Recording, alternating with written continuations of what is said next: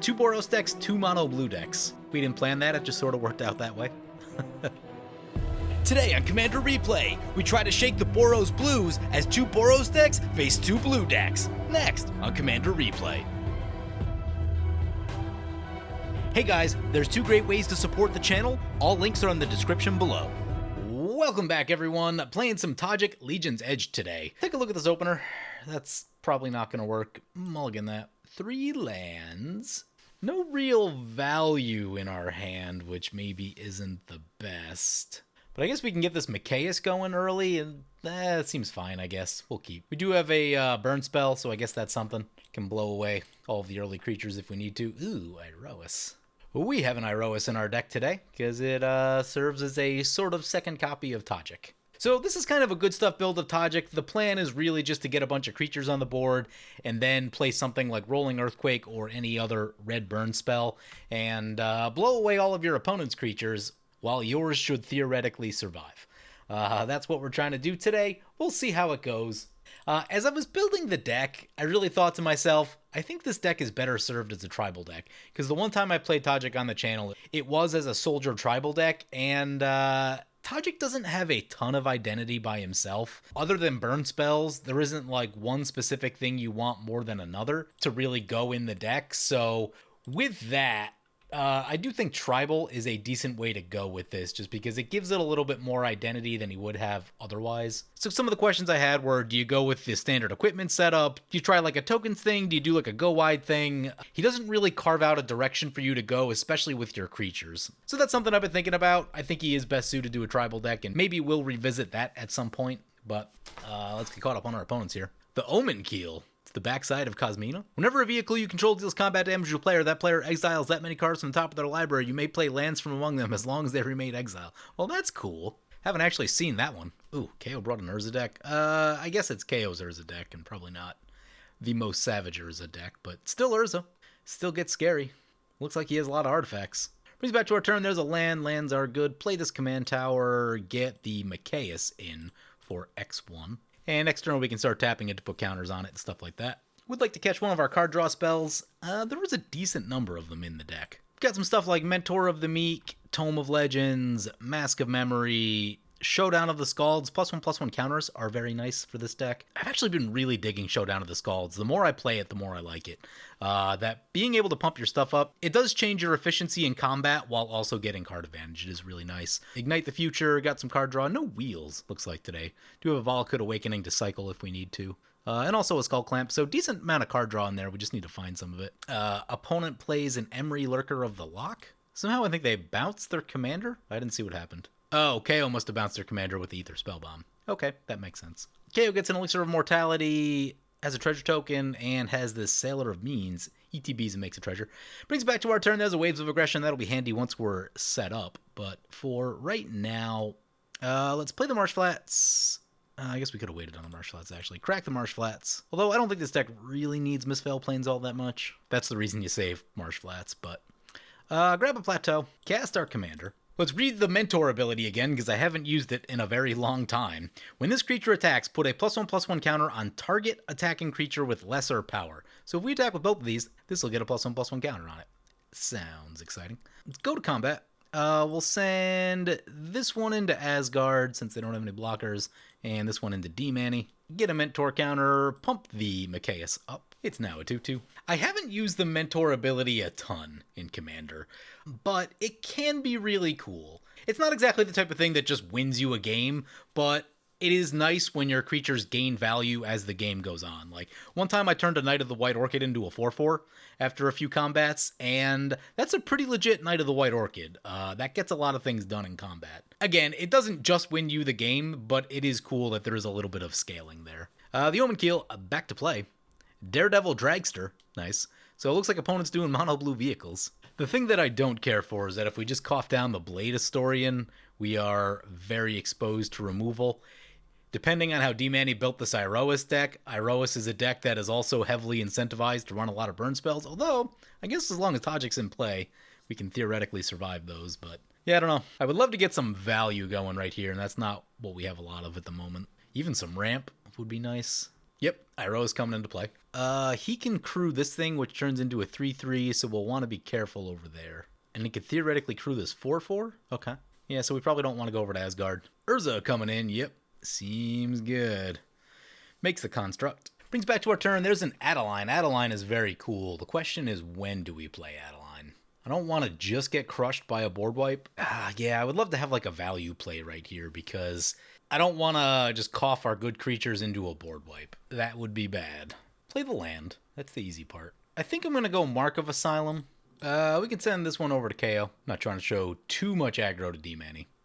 We can do the first strike thing if we need to. Mentor. Turn it into a 3/3. He's going to block. That's fine. D-Manny goes down to 36. They bounce off of each other. And we'll pass like that. Blue opponent has outramped us quite a bit. Urza will too. Love to catch some ramp. Emery gonna get Solemn Simulacrum. Yep, commence more ramp. It's gonna be hard to attack in there too with the vehicles. They do get kind of large. 3/3, 4/4. We don't have favorable attacks into that at the moment. Also a Solemn Simulacrum now. I guess Blade Historian could change the math a little bit. They're gonna crew this 4/4. Daredevil Dragster. Sends a 4/4 over our way. Yep, we are doing aggro things. They hit, we go to 35. They get a counter on their thingy. If it has 2 or more velocity counters, sacrifice it and draw 2 cards. I'm jealous. Yeah, oh yeah, they exile 2 cards off the top. Makokoro would have been card draw, homeward path. I don't know that we need more lands. Makokoro would have been all right, but does feed our opponents a lot. I would like to get to something a little more beneficial to us. Skull Clamp would be awesome, even just a Keeper of the Accord. Get caught up on lands. Yeah, the Dragster's pretty good. Oh, that was based off the Omenkeel ability, I think. Yeah, whenever a vehicle... Okay, yeah, that was the Omenkeel ability. Makes sense. Temple of the False God has 5 lands. It's nice when you get to do that. Yeah, there's the Wrath of God. That's why I didn't want to commit something else to the board. I'm sad that we're not going to get to fool around with this Machias because I was excited about it. Back to the command zone. KO's going to crack his Elixir of Immortality with his floating mana. Shuffles his graveyard, gains some life. I guess on the other hand, if we miss a land drop next turn, that'll also be bad. So maybe we did kind of need these lands. I don't know. Reservoir Walker enters battlefield, 3 life and 3 energy. Sure. Oh, land tax is beautiful right here. Okay. Play land tax. Oh, our mana is awkward. Yeah, we couldn't have done anything to tap it better either. We don't have a second white to cast Adeline, so I guess we're just gonna pass like that, but we badly need to get a land tax trigger. We do not have the mana or the value in this moment to be able to sustain a longer game, even a normal game at this point. So much of the game is just draw cards, make land drops, ramp lands. We have not done those things. Why does the blue deck have the most ramp going? 7 lands on turn 6? Fallow Sage, whenever it becomes tapped, you may draw a card. Oh yeah, that seems good in that deck. That's a cool blue. So far, this looks like a really cool blue deck, because most blue decks annoy me because it's just like counter and bounce everything, and then use Labman to win. There are a few strategies that annoy me more than that, but this actually looks very cool in that they're doing something beside just stall until Labman. So, yeah, looks pretty sweet. Deadeye Quartermaster enters battlefield, search your library for an equipment or vehicle. Searches for a Silent Submersible. Nice. The Red October of Magic cards. I present you the Ballistic Missile Submarine Red October. Daredevil Dragster is crewed once again. Sends it over to KO. KO's at 48. Yeah, he's going to block with a 3/3. Fiendslayer Paladin, cool card. First strike, lifelink, can't be the target of black or red spells your opponents control. Ooh, Johnny Vengeant is a card. You start tapping down some lands. Soul Ring. They're going to tap down this Fallow Sage. Yeah, love it. Prevent all non-combat damage that will be dealt to creatures you control. So as long as Mark of Asylum sticks, the -2 on a Johnny won't affect us. Urza back to play. Back to our turn. There's a land tax trigger. Beautiful. We need this. We get 2 plains and a mountain. And we draw a land per turn. Love it. I love when that happens. Ugh. So I think we're going to play the Blade Historian just because it's the most mana efficient thing to do right here. Then play Emeria because it comes in tapped. We don't have much else going on, so there we go. And we'll pass like that. Up to 7 cards in hand is nice. Ready to make more land drops. We have some lands for this Waves of Aggression, which is also helpful. Sky Sovereign coming in, yeah. That is one of the better vehicles. 3 damage to a target. What are we shooting? Gonna shoot the Construct before it gets giant. That's not a terrible idea. Silent Submersible coming in. Prepare for Dave! Gonna keep the Fallow Sage tapped. Love it. They are ticking up, though. We'll want to make sure we get a little damage on that Johnny Vengeant to keep it off the ultimate. Ultimate is a little bit nasty. Destroy all lands target player controls. Yeah, if you need to take someone out of the game, it's a good way to do it. Angelic Skirmisher, yeah, sweet card. And that turns Iroas into a creature. Goes to combat, what are we choosing? Lifelink, probably? Goes Vigilance, okay. I really like going Lifelink. I like getting my life total nice and high. No attacks our way. Love it. There's something interesting about having 2 Boros decks at a table. Things can get really aggressive. Actually, this is interesting. 2 Boros decks, 2 mono blue decks. We didn't plan that, it just sort of worked out that way. 2 separate mirror matches, if you will. D-Mana gains a little life back on the Fiendslayer Paladin. Yeah, I mean, we can't really attack in there at all. That's the thing. Yeah, maybe Vigilance was the right call right there, because with Iroas as a creature, yeah, there's just no way to attack into that. Oh, Tyrite Sanctum. That's what this deck needs. Have to add one of those. Oh, that's a duplicate. Iroas? Iroas. You could make an argument that going for the Angelic Skirmisher might be good just because he's probably just going to recast Iroas on his turn, but it does slow him down, makes him lose tempo, gets Iroas out of play for a little while. It's not the worst thing ever. Gives us some hope of maybe being able to attack in there, or at least someone can, theoretically. And we're going to make Urza a legendary god. Brings it back to our turn. There's a land tax trigger. We're going to go no this time. We've already got 3 lands to play still. There's only so many basics in the deck, and you want to be careful about that sort of thing. Sword of the Animist and Hearth and Home are in the deck. There's a Loyal Apprentice. We don't have our commander, but we could theoretically get it next turn. Play the Plains. We're on 6 mana, which is an awkward amount. So I think it's just going to be Adeline and the Loyal Apprentice.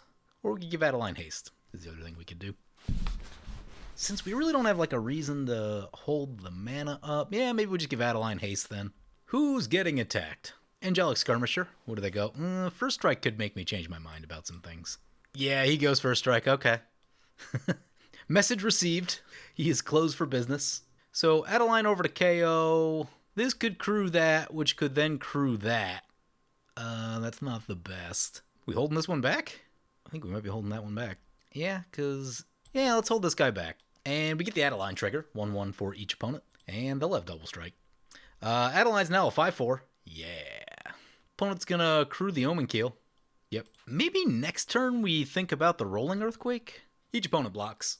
Yeah, that's where you really want a Dolmen Gate or an Iroas with Adeline. Because people do block the tokens, and it does slow down your progress with that. But we're still going to get some damage in on him. KO goes down to 32. Arbiter of the Ideal, inspired. When it becomes untapped, reveal the top card of your library. If it's an artifact, creature, or land card, you may put it onto the battlefield with a manifestation counter. It's an enchantment in addition to its other types. Opponent plays the Mokokoro, activates the Mokokoro. Love it. We get a Luminarch Aspirant. Cool. Been wanting to try this one out. Seems like it should be good in this deck. You know, one of the things that I did think about with this deck, too, is that, like, how far into a +1/+1 counter theme you could get. There are some cards in white. There are a few in red. I don't know that there's any, like, great payoffs for being on +1/+1 counters, which is sort of the part that would probably need to figure out with this deck to really make it fun, and 2, give it an identity. Opponent's going to send the Sky Sovereign over to the Ajani. They get 3 damage to a target. Where do they want to send it? Going to send it at the Fiendslayer. Sweet. Ajani goes down to the Sky Sovereign. I was liking that it was kind of keeping them in check just a little bit. We might think about that Rolling Earthquake now to get the Fallow Sage out of play so they don't draw a million cards. And also, like, we have 2 good creatures in play. We don't necessarily need to commit more to the board in this exact second. That's a Sword of Feast and Famine. Hopefully they go after the blue deck. I guess we can just pitch a land if we need to. The beauty of land tax. Feeling not terrible even if we get hit with a Feast and Famine. 6/6 Angelic Skirmisher. What are we going? Drops in a Kytheon. Sure. Probably another call for Vigilance right here. Yeah, he goes Vigilance again. Over to the blue deck. Love it. I do want to start working on his life total, but I also don't want to anger him. Though people may not be happy when we drop this Rolling Earthquake. Feast and Famine trigger. Yeah, we should probably work on Asgard a little bit if we can. This also seems like a lot of value. So yeah, maybe I'm back in the Rolling Earthquake play. Ooh, a Sun Titan. That's definitely going to be the Rolling Earthquake play. I think we're on 7 this turn. Yeah, we'll have 7 mana, which is enough to go X6. So as long as they don't move the sword right here, we're good. They do not move the sword. Excellent. 1 card left in hand, 3 mana. Hope it's not at the Fairy's protection. Would be bad if it is. Skirmisher. Back to our turn, land tax. I am going to grab something right here just because want to have ammo for the Feast and Famine. We'll get a mountain. Death or Glory is helpful if our board gets wiped. Play the Plains. Play Rolling Earthquake X6. Hope one of the blue decks doesn't counter it. They're going to make Kytheon indestructible. That's fine. KO's going to make Urza indestructible. Puts the indestructible counter on target god. Yep. Indestructible is not amazing for us. That is not the easiest thing for us to deal with. Maybe this deck needs a Shadow Spear also. Oh, I forgot. Before the game, D-Manny did say this is his 2015 Iroas deck, and it has not been updated since. So we're going to get a fun little look back through time right here. And if you're questioning any card choices, it's because it's a deck from 2015. Ooh, nice. Rolling Earthquake does burn everyone's life a little bit, which is nice too. This is indestructible, so there's no real reason to attack into that. That is also indestructible. Not a great reason to attack into that. So I guess it's going to be Asgard right here, just since we don't have great attacks anywhere else. Adeline trigger. They'll block one. KO's going to block one. Asgard takes a giant hit, goes down to 7. Traxos Scourge of Krug coming into play. Padim coming into play. Nice. Untaps Traxos.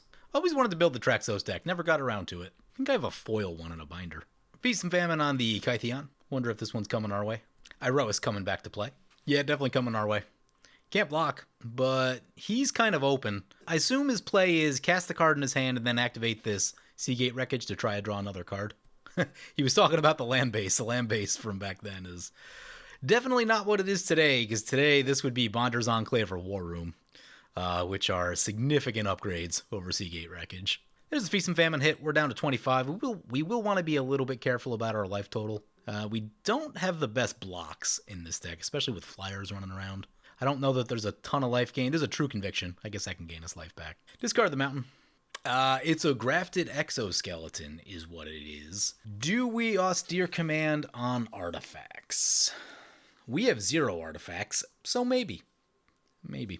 And then he's going to activate the Seagate Wreckage and draw a card. The one thing to be concerned about is that we'd have to choose a mode on austere command that we don't want to choose. So obviously artifacts, but if we chose big creatures, we lose the Blade Historian. If we chose small creatures, we lose Adeline and the human token. And I don't love the way that sounds. It brings it back to our turn, land tax trigger.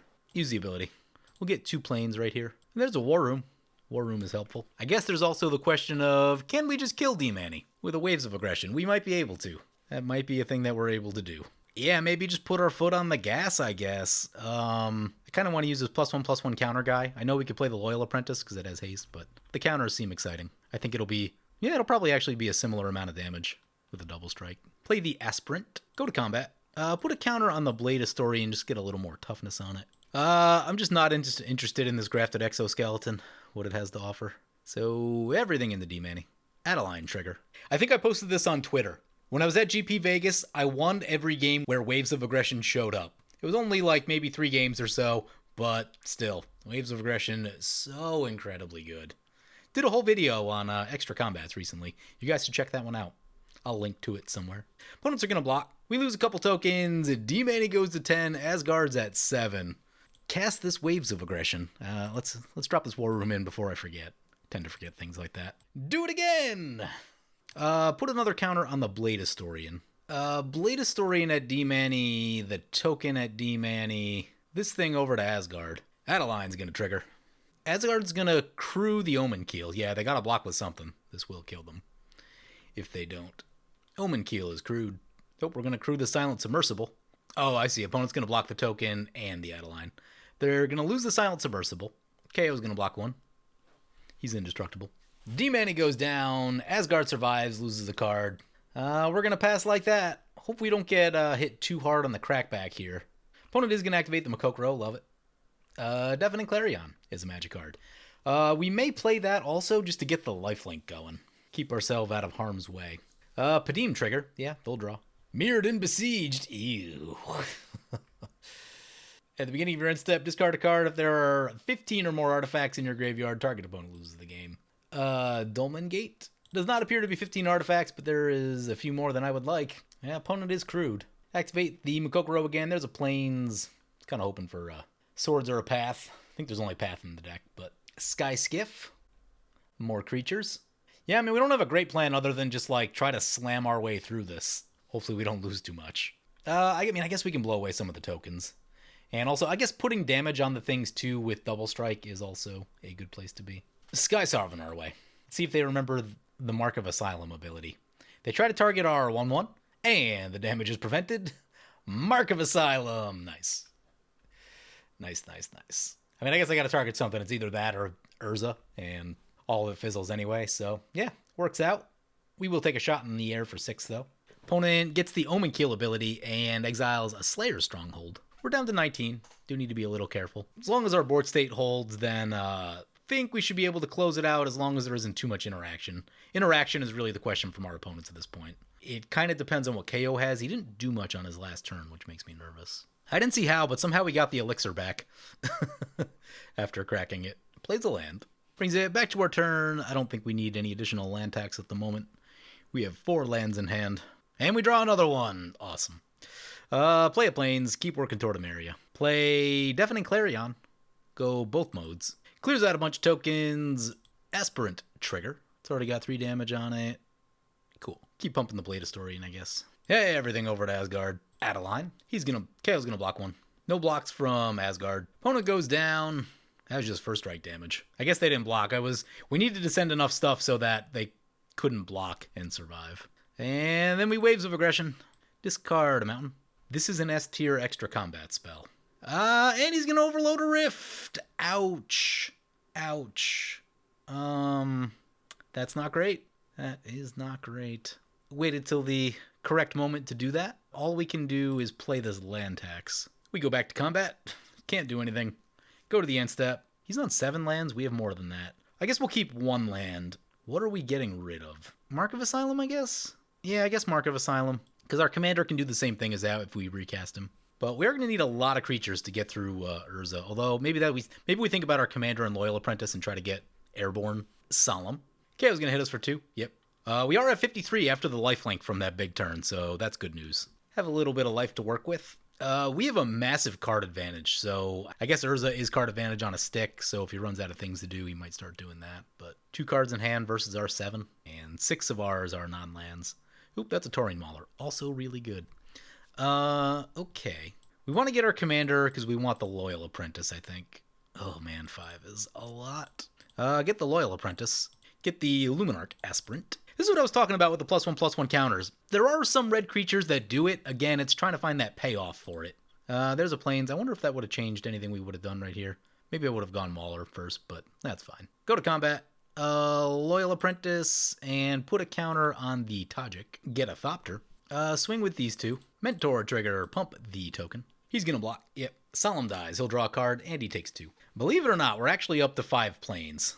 We've been pounding those Plains land drops and slowly ticking our way up. So if this game really stalls hard, then we might be able to get that online. Or if we find Animist or Hearthenhome, will get us there a lot quicker. Sun Titan on a Plains also wouldn't be terrible. Spellbomb, that will slow us down. Scholar of the Lost Trove. Is that Jumpstart? What set is that? I don't know what set symbol that is. Enters battlefield, may cast target instant or sorcery or artifact card from your graveyard without paying its mana costs. Exile it instead. It's going to be the Rift. Can overload it. Can bounce something, though, and be annoying. Luckily, 2 of our creatures have haste. Probably goes for our commander just because it's got the counter on it. Goes for the land tax. That actually doesn't do anything because we weren't going to get a land tax trigger this turn. He's on 9 lands and we're on 10. Muldrifter. I believe that was off the Urza ability right there. Draws 2 cards. Now he's on 10 lands. Still doesn't change the land tax math, though. Urza coming our way. Yep. Watch out for that commander damage. Sword of the Animist is a magic card. Play the land tax. Play the Sword of the Animist. Finally showing up. I didn't put all the equipment tutors that I usually put in decks in this deck, which is why we had such a slow and awkward start. But finally getting a little bit of value going late. He can bounce a thing. Yeah, he can bounce a thing. Cast Blade Historian. See if he does anything with the Spellbomb. Luminarch Aspirant. We should probably start pumping something else. Loyal Apprentice, maybe. Yep, here comes the Spellbomb, bouncing our commander. Unfortunate. Not really worth sending anything in the air, so we'll pass. See if we get valued to death by the Urza. Chancellor of the Spires. Enters the battlefield, may cast target instant or sorcery card from an opponent's graveyard without paying its mana cost. Deafening Clarion. Oh, the thing's not in play. We're gonna get crushed. Yep, that's bad. That is bad. We lose all of our creatures. Does kill his Muldrifter, though. Tezzeret into play. Ugh, it's getting bad. Untaps 2 artifacts. Might be looking at the Death or Glory this game. I've run it in a bunch of decks, but it just you never get into the right situation for it. It gets kind of awkward. We go down to 42. KO putting up a fight here. Also, yeah, we are on still 5 plane. We're still on 5 planes, so we'll want to think about that. Sword of the Animist also. Iroas is a card. Play the Austere Command. I think we're going to go Artifacts. Artifacts is not great. We're only hitting his Soul Ring, and I don't want to lose our Sword of the Animist. I think it's too valuable in this moment, so we'll just go all creatures. Cast Tajic. Swing into Tezzeret. Take it down. Goes to 2 loyalty, and we'll pass like that. There's still only 3 creatures in our graveyard that we can actually get into play. A 4th one that won't survive with the Machias. Which makes Death or Glory not the best yet. If a couple more things end up in there, maybe. Untaps the artifacts, yep. He's going to get a lot of mana from that. We need him to start whiffing. He keeps hitting all of his 7 drops. That's not amazing. Oh, that's an Ether Snipe. Commander? Commander. Urza. Training Ground. Ooh. Kind of want that Austere Command back. Probably blow up enchantments. Ugh, that's going to speed him up a lot. Urza coming our way, yep. Down to 40. 8 Commander. Land tax is helpful right here. He has surpassed us on lands. 1 planes into play. Gonna leave the others in the deck because we do have Animist out. We draw a Ghost Quarter. Might need that Ghost Quarter at some point. Play the planes. Let's get Iroas, Tajic, Animist. Try not to get bounced. Swing into the Tezzeret. Sword of the Animist, Mentor trigger. Get the planes. Puts us on 7 planes, which means he probably needs to be able to answer the Emeria. Not seeing anything like that yet. Tezzeret goes down. So I actually wanted this Death or Glory to be that new one. I can't remember the name of it, but it brings all your creatures back as 1/1s. Because if you combine that with a mass blink spell, like Eerie Interlude, then you ditch the 1/1 clause, and then you have all your stuff back. And that's something I wanted to try out. Sadly, that card is not on Magic Online yet because it's in a Commander product. So we have Death or Glory instead, but I'd probably switch this out when that card becomes available. Junkwinder. Whenever a token enters the battlefield under your control, tap target non-land. It doesn't untap during its controller's next untap step. Is not great. Activates Urza. Island. Nice. He's got a lot of activations, though. I did want to get that Taurine Mauler in. Whirler Rogue. Makes Thopters. It's not amazing. Those are blockers.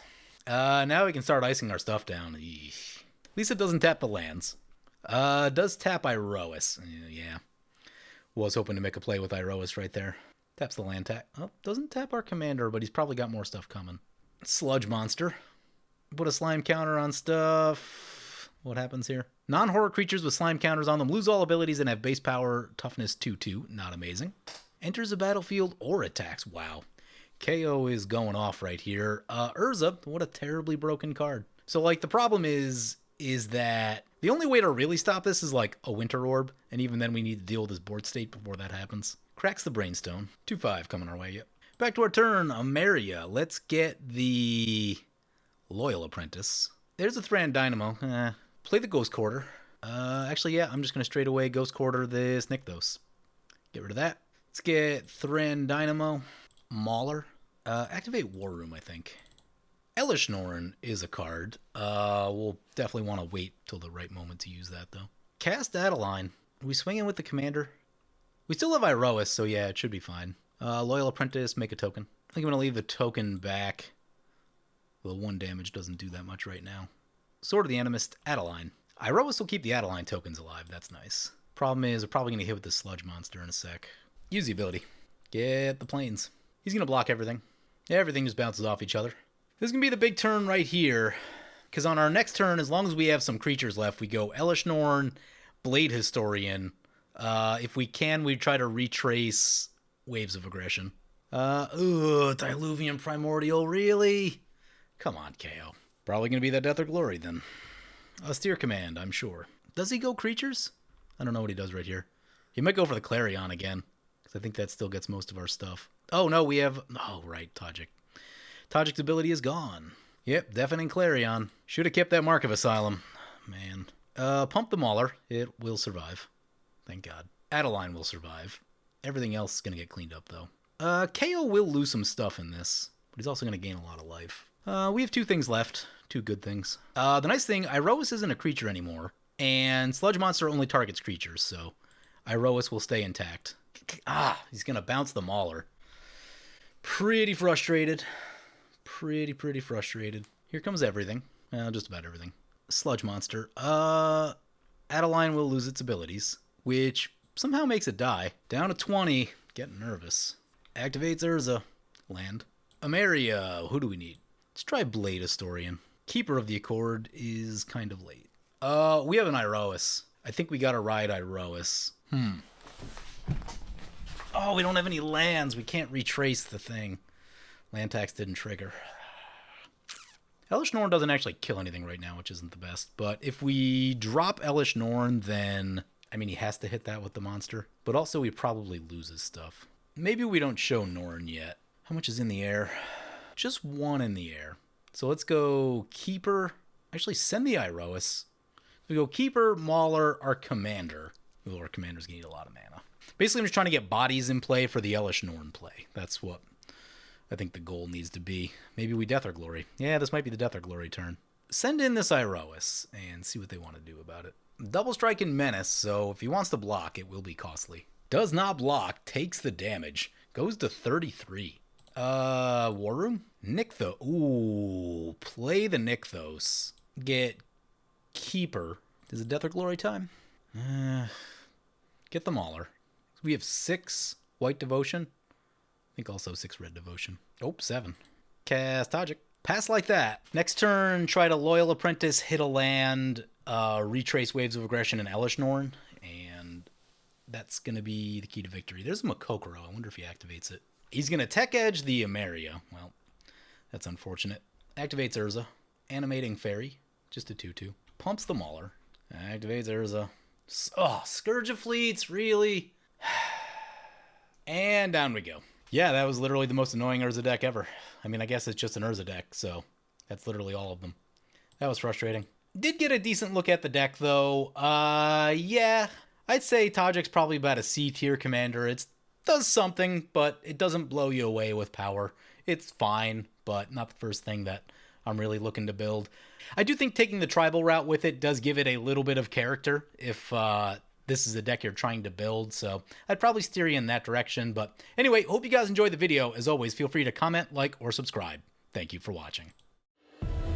I want to thank my awesome Patreon supporters. We have one new Patreon supporter in Butcher Chin. Butcher, you are awesome.